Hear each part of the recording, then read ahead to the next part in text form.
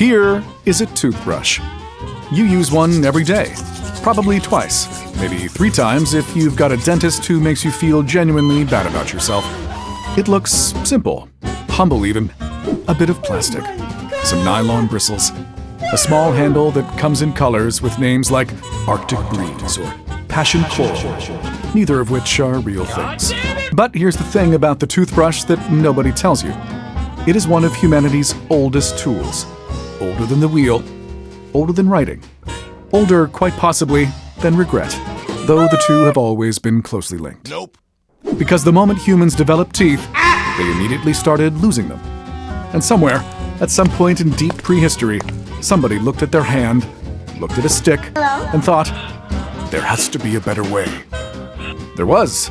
It just took about 1 million years to figure out. Stick around, we'll be dropping a $25 Amazon gift card giveaway. One winner, easy to enter. Don't skip. Let's start at the beginning. The very beginning.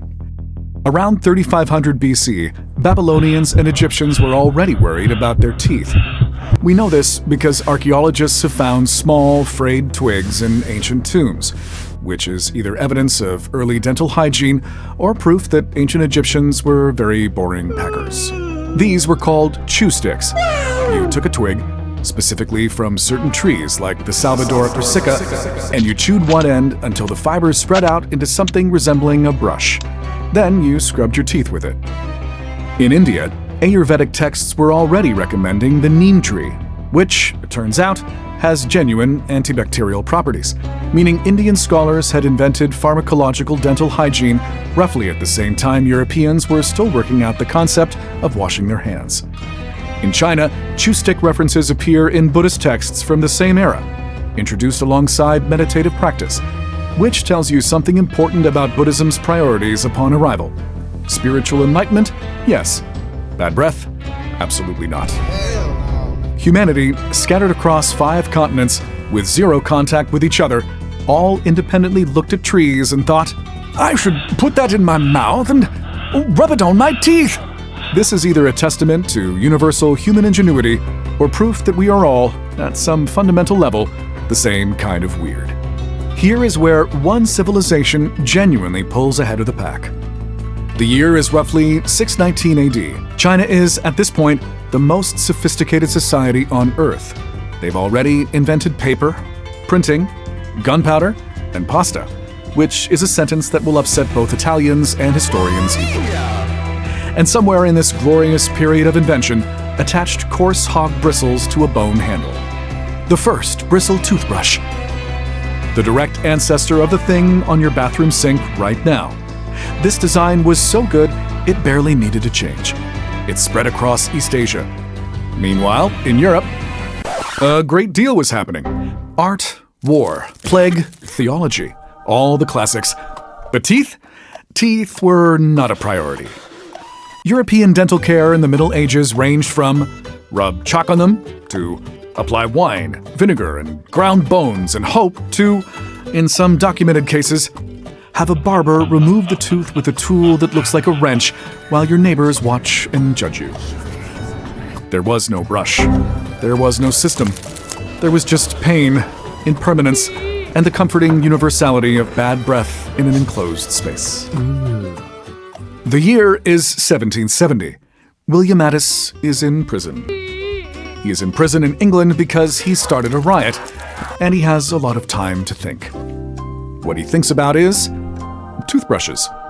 The standard practice in prison was to rub soot and salt on your teeth with a rag, which works, technically, but is not, even by the generous standards of 1770, a pleasant experience.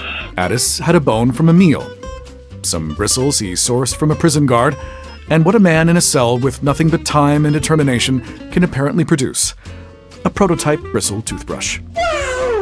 He left prison. He mass-produced it. He got rich.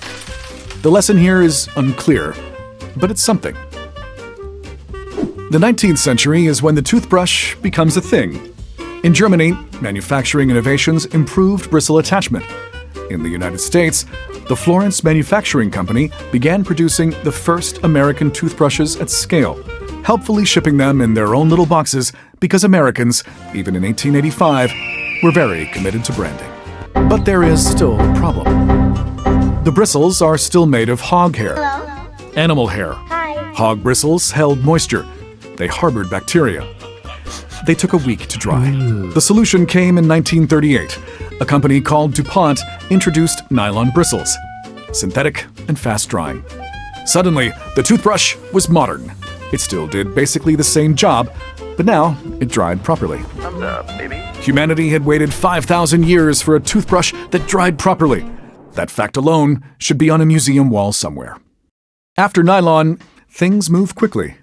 1954, the electric toothbrush arrives. Swiss. Obvious. 1987, the first rotating head electric toothbrush.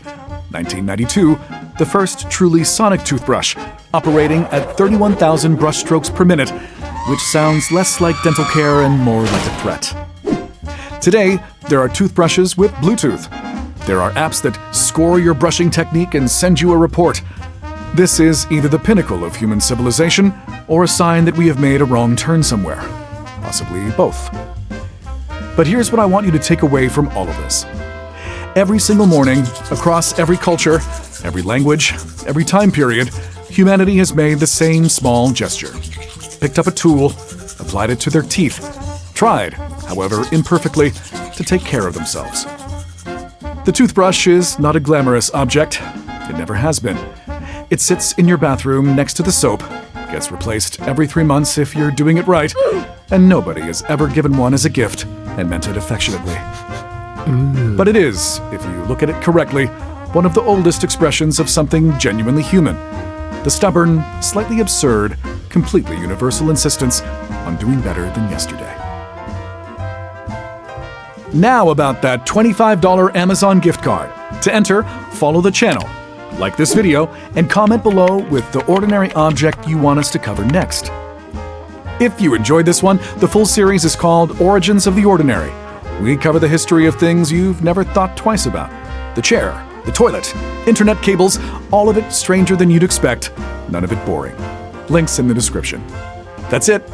That's the video. Go brush your teeth.